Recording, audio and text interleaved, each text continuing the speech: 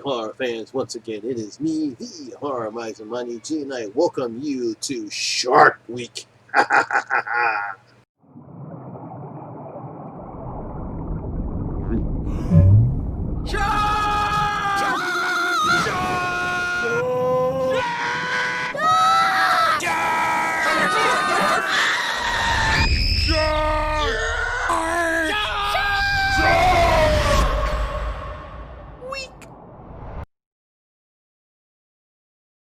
That's right, horror fans. Me, the Horror Miser Monty G, is doing something special for Shark Week. I will review the entire Jaws series, all four movies this week on Shark Week. The reason why I'm doing this because if it wasn't for Jaws and I guess you could say the influence it had over American culture, would you think that a cable channel, National Geographic, would dedicate a week regarding one of the most absolute deadliest predators out there in the world? Yes, that's how much of a big influence Jaws had at the time that it came out. So basically what I want to do, especially for my first series, which would be the original Jaws, I'll talk about my experience seeing Jaws on the big screen because I actually saw it in theaters when it first came out. The influence the movie had, talk about the differences between that and the novel, and other shark movies that inspired Jaws. And that's basically what I'll be going over because I figure most everyone knows what Jaws is, so I'm really not going to do what I call a substantial in-depth review of movies that I do on my channel here, but just talk about my personal experience of their personal experience in dealing with Jaws, how I felt about the movie, how do I felt about it when I first saw it, as I feel about it now, and a great way to do Shark Week. Now, Jaws is a 1975 American horror thriller film. It was directed by Steven Spielberg and based on Peter Benchley's 1974 novel of the same name. Now, in the film, a man-eating great white tiger shark attacks beachgoers in a summer resort town, prompting police chief Martin Brody to hunt with the help of marine biologist and a professional shark hunter. Murray Hamilton plays the mayor. Lorraine Gray plays Brody's wife. The screenplay is credited to Benchley, who wrote the first drafts, and actor-writer Carl Glockberg, who rewrote the script doing principal photography. Now, this was shot mostly on Martha's Vineyard in Massachusetts. Jaws became the first major motion picture to be shot in the ocean, and reassuringly had trouble production, going over budget and past schedule. Obviously, we all know the art department's mechanical shark often malfunctions. Spielberg decided mostly suggested the shark's presence, employing an anonymous and minimalistic theme captured by composer John Williams indicates its impending appearance. Spielberg and others have compared this suggestive approach to that of director Alfred Hitchcock. Universal Pictures gave the film what was then an exceptionally wide release for a major studio back then for over 450 screens, accompanied by an extensive market research campaign with heavy emphasis on TV spots and tie-in merchandise.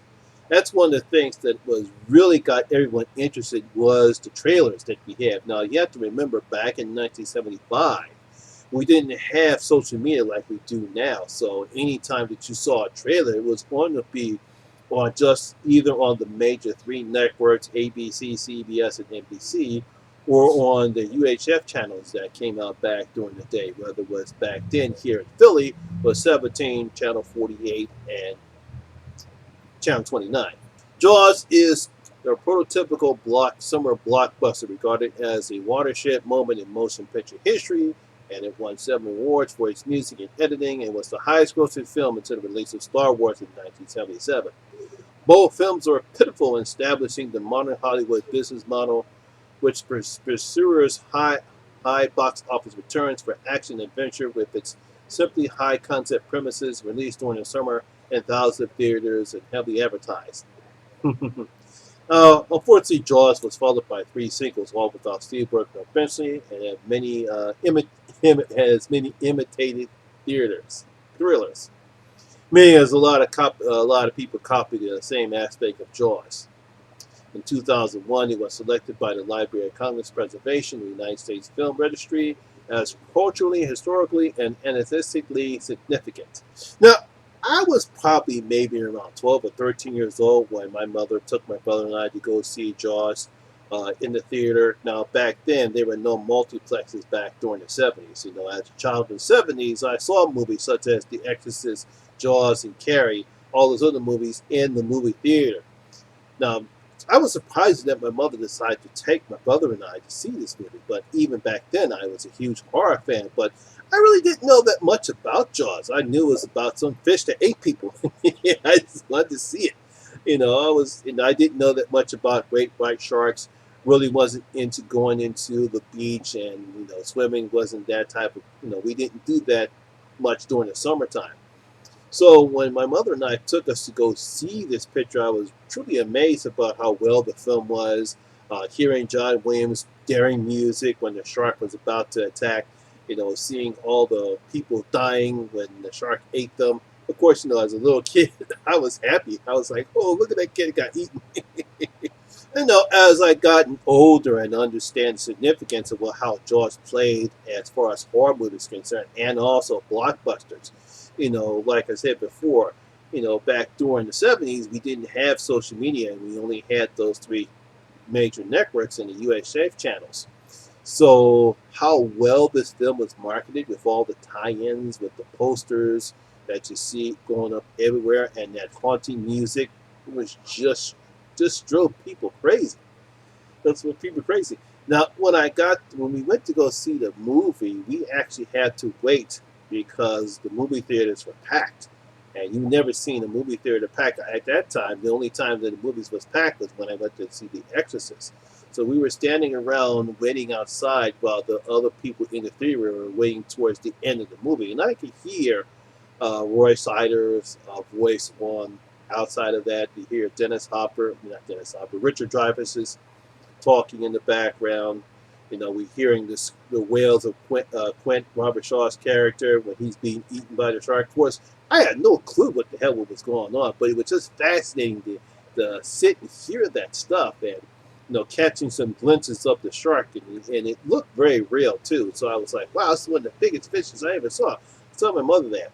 I think one of the reasons why the film was successful is because when you hear the story Spielberg talks about and how he actually wanted to show the shark more, but because of the problems that they had in getting the shark to work, actually was a blessing in disguise because it actually created more suspense, more tense. Created a very fearful atmosphere in the movie because we never really see the shark until I would say about probably near around the second act of the movie. And I found that fascinating now. Back then, it was just like, wow, are we ever going to see the shark? But, I didn't know about that then, what Spielberg was doing. But now, as I gotten older, I understand why. I mean, I understood why he did it because it was a problem with the shark, but it actually was a benefit because it gives the film the tension and suspense about not seeing what's happening, but you know it's coming, but you don't see it. One of the great scenes in the novel is when everyone's in the ocean swimming around, and the boy is on this little boat thing, and we hear the music, and all of a sudden we see the shark about to go, and we really don't see that glimpse of it. But once the shark attacks the boy, we see the blood squirting all up in the air, and the boy's gurgling on it. And I love the background of that scene where we don't see the damage the shark is doing, but eventually when everyone leaves the water and we see the ripped up floating device that the kid was on, but no kid, I'm like, wow, that's one of the best scenes that I like about the movie. And of course, you have to give Roy Sider, Richard Dreyfuss, and Robert Shaw credit. They all do a pretty good job with their characters. Roy Scheider is the beleaguered sheriff who doesn't know what the hell is going on. He's got the shark. He's eating his, he's attacking the town members. The mayor is more interested in getting people to the beach than the safety of the people in the town. Uh, we bring in Hooper's character, who is a marine biologist and knows all about sharks. Then, of course, we have Quint, the shark hunter, and the incredible stories he's had about hunting sharks. We all thought everything about this movie was great. Now, of course, there are some differences between the novel and the movie. I think one of the big differences is uh, Martin and Ellen Brody's marriage. Now, in the film, they seem to be a nice, happily married couple. They have two kids, but in the book, they actually have three kids. But I'm not going to get into all that. But it's mainly the marriage. In the book, they both Martin and Ellie also have trouble. Because in the book, uh, Martin and Ellie are, especially with Ellie, she's disappointed in the type of a lifestyle she had when she was living in New York, and now they live in Amity. And then obviously the affair that Ellen and Harper have, because we find out in the book was that she knew Harper's brother. They actually had a relationship, and that brings back memories of the lifestyle she had prior to her and Martin moving into Amityville. And they have an affair. Now, obviously, this brings Martin and Hopper's relationship, which is their best friends in the book. They get along very well, but in the book or in the novel, they're almost enemies. He, at one point, while on the ship, the ship Orca, he nearly takes and strangles Hooper almost to death. Yeah, that's one aspect of the novel that we don't see in the movie. Another thing is different in the book than in the novel. Now, obviously, in the movie, we all know what happens to Quit. He gets this very memorable and very upsetting death by the shark. He's eaten by the shark. But in the book, he is not eaten by the shark. His death is different as he's not eaten by the shark. His foot gets caught in the rope attached to the great white, and he eventually drowns when he gets pulled into underwater. Also for Hooper, who survived in the movie, but unfortunately in the book he gets killed off as well. Kind of poetic justice, if you want to say, in that particular book, because in the book he's more of an obnoxious asshole than he is as the way he's portrayed in the movie. So I like the different differences in between the novel and the book. Another differences between the novel and the movie is that in the novel, the Mayor Vaughn, he, even though he's still the asshole that he is in the book, but in the book, he's still the asshole as he is in the movie as he is in the book. But in the book, he actually has underworld connections. It's obvious he owes some money to the mob, and that's the reason why he wants those people out there. Because if he doesn't, he's going to probably get his legs broken. Another interesting thing that's different from the novel as it is in the movie. Now, we all know what happens, how the shark is killed in the movie. We get that great line from Martin from Brody when he's trying to shoot the oxygen tank in the shark's mouth. Smile, you son of a clip! Boom! Got blood everywhere, and we see remains of the shark. That doesn't happen in the book. In the book, uh, just the orca's sinking. Martin's still trying to shoot at it, and eventually the shark just said, he just tired out. He's got blood leaking all over everywhere from repeated attacks from all the men in the boat, and it was sort of anticlimactic. The shark just went by him, and he just dies. I thought that's funny. After all that mess that shark did to that boat and the three men, he kills Harper, he kills Quint, he's about to kill Brody, but he just dies. That's it. I can see why Spielberg decided to change that ending, because that would have been so anticlimactic. Probably would have had a whole bunch of people who are sitting and watching this movie boo because of the differences between how the shark dies in the movie as opposed to he dies in the book. So I'm glad that Steven Spielberg chose that ending instead of going with what was in the novel. Now, because of the influence that Jaws had, it was the first summer blockbuster. All movie studios decided to follow this procedure. Hey, look, let's have this movie that we know is going to do a lot. It's going to could make a lot of money. Let's make sure we sit it on a lot of screens. Now, keep in mind, this was back during the day when we didn't have multiplexes, so you're talking about a lot of money back then. Um, we're going to go on ahead. We're going to market the shit out of this film. We're going to make sure we put in a lot of movie screens, advertise a lot, so they'll cover the advertising costs. And it became the summer blockbuster where they would save films that they know could make a lot of money and release it during the summertime. Hence the summer blockbuster, and that's one of the influences Jaws had at the time that this movie came out in '75. As I stated earlier, because of the influence Jaws had, we had a lot of copycat Jaws films that came out.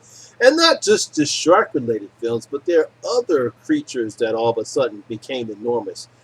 Crocodile came out, that comes to mind right there. We had Crocodile and Crocodile 2. We had all these other Jaws clones. I mean, Grizzly. Everyone remember Grizzly? You know, Jaws on land, Jaws on this one, Jaws in that one, Jaws in the air. And of course, we have all those, later on, we have these stupid ass shark pictures that came on the Sci Fi channel. Recently, we had the two-headed shark attack. We had three-headed shark attack. Now, last time I heard there was, I think it was a six-headed shark attack. These crappy-ass Jaws clones. And of course, we had the three sequels that followed Jaws, Jaws 2, Jaws 3, and Jaws the Revenge, which I'll be reviewing all those other Jaws films for Shark Week. To put it all together, I mean, Jaws is a very interesting. Jaws was an interesting endeavor for Steven Spielberg. One of the things I like to compare Jaws with is, I think the 75 or 77 is the car. I think this is when the car came out. And I like to compare those two films because they're similar in nature. We have a very mysterious car. We really don't see the car itself until later on in the film. It kills people in very dramatic ways. It has an interesting theme music when the car approaches. If you haven't seen the car, definitely take a look at it. I know I've talked about it a lot because it's one of my favorite horror films that came out during the 70s. But if you see Jaws, you see the car, you can see the similarities between the two, how they approach it. We don't see the car later on. The same thing, we don't see the shark. The car has an interesting theme song when the car is about to attack. And of course, that favorite horn sound. I can't help it. And just to lastly, if I were to rank Jaws, obviously it would get 5 out of my 5 lucky gold points because it's just such an interesting film. And of course, because of Jaws, because I've said this before, I don't swim in the ocean. No, because sharks are real. I'm not taking any chances whatsoever. Sorry, guys. No, the sharks are real. No, they don't like the taste of humans, but sharks do 3 things: they mate, they sleep, and they eat. That's all they do. And when they're hungry, and if they see something that they think is a guppy, they're going to attack and bite you. Bite you enough force that they can take your arm off, uh, do some heavily damage enough where you could possibly die. So no, I don't know. I stay away from the ocean. No swimming in the ocean for Monty G. And so there you have it. That's my, I guess you can call it a review of me talking about the influence Jaws had on my life and what I thought about the film and how I would rank it. Like I said, I'll be reviewing Jaws 2, 3, and Jaws the Revenge for the rest of this week for Shark Week.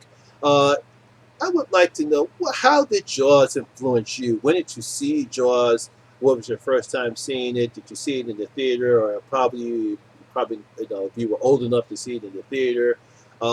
Obviously, it's, I think the 40th anniversary just came up later this year, and I want to know, when did you first see it? Leave your comments in the comments section. Tell me, how did Jaws affect your life? And so that's my video for today, guys. Hope you enjoyed, and if you did, please give it a thumbs up. If you're new here, please hit that subscribe button and ring that notification bell. That way you'll be notified for any new videos that I just put up like this one. Also, all my social media links will be in the description box below as well. Once again, my name is Lamont Smith, better known as the Horror Miser Monty G. And always remember, horror rules. I'll see you in my next video. I'm out.